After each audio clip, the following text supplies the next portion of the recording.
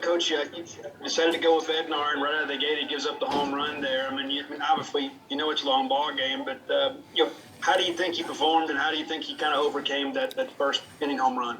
I thought he was really good. I mean, the guy hit a good pitch in the first, hung and slider to the one guy, hit the ball out to left. I thought he was really good today. I gave him the shirt after the game just because I thought it was competitive. Just being able to take the ball, throw 120 pitches, give us a great chance to win. Those guys are good. We knew we were matching up with a really good offensive team and a team that could hit the ball out of the ballpark. And I thought that was maybe some of his better stuff that he's had in his career. They just hit a couple pitches.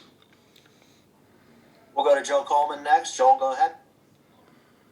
Chris was asking Luke about this, but you guys last week in Hoover kind of struggled to piece things together offensively. Then today you come out and up and down the lineup, and 5 or 6 of the 8 innings you come to the plate, you're piecing things together and scoring and only striking out 3 times.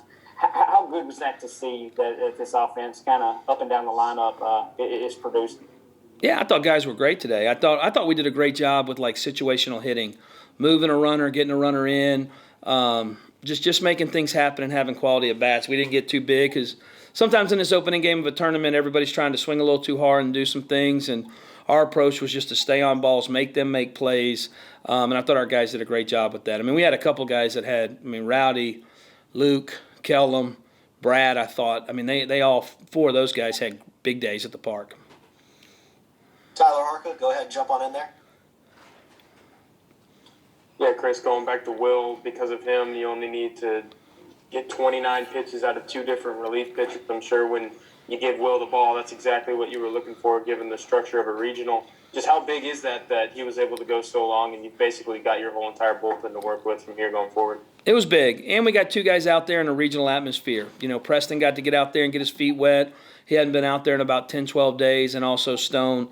Now that they've been out there and pitched, and they'll be available tomorrow, and we should have full bullpen. So it looks like we should have everybody available. I thought that was a big piece on Will, and that decision to go back out in the when you look up and we're up 8-3, it wasn't a big decision, but at the time we weren't 8-3 when he ran back out there. So him taking the ball was huge.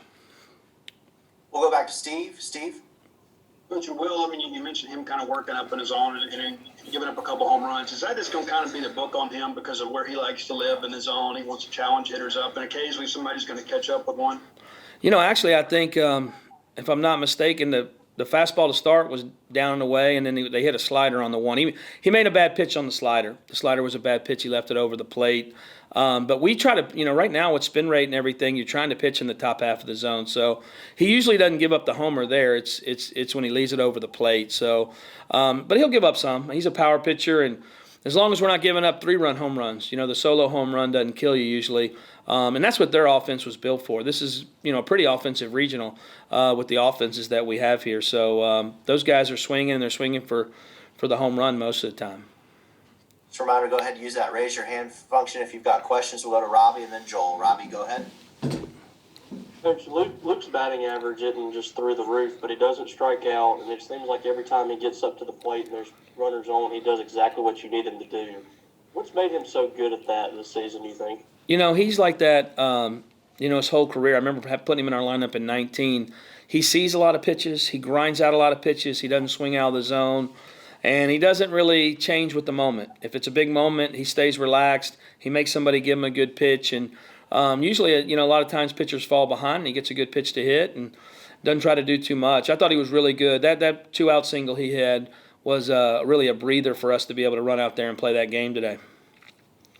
And also, at first base, he hasn't hurt you. And, Josh Hatcher struggled a little bit, but he's moved in there at first base and just hadn't hurt you there. How big has that been? It's been huge. It's huge. And we have, then Hatch runs out there in the 8th or 9th and makes a couple nice plays. So we have a good combination, and they're both good athletes and good players. And he's playing a good first base. He's been fine. Time for a few more. We'll go to Joel Coleman. Chris, we might beat this topic to death a little bit, but you come out here, this is the first postseason game at Duty Noble since Mac and Jake's big 9th inning a couple years ago.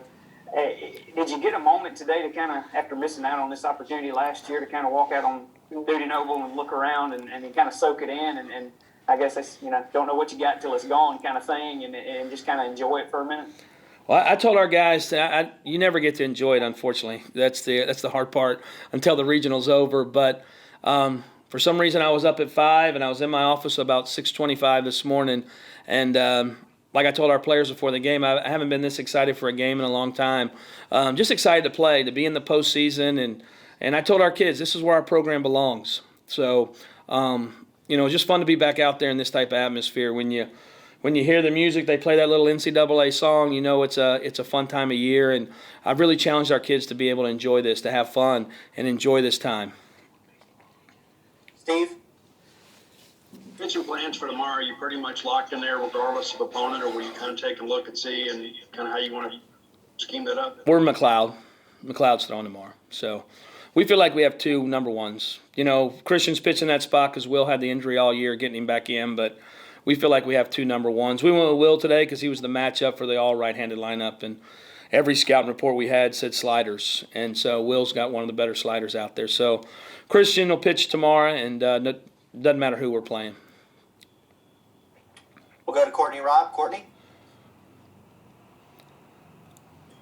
Coach, what did you see from your guys today that you would like to continue to see them do through the remainder of the weekend? They weren't cool, but they were just loose today. They were ready to play. They were ready to get after it. They accepted the challenge, I guess, from the minute we got there. I like the vibe. Our coaches kept saying that. We like the vibe. Everybody's in good spirits and bouncing around, and we got a really good start. So it's when you're up 4-1 and you're getting to play and you got that type of crowd behind you, it's a lot of fun. We'll wrap it up with Theo. Theo, wrap us up.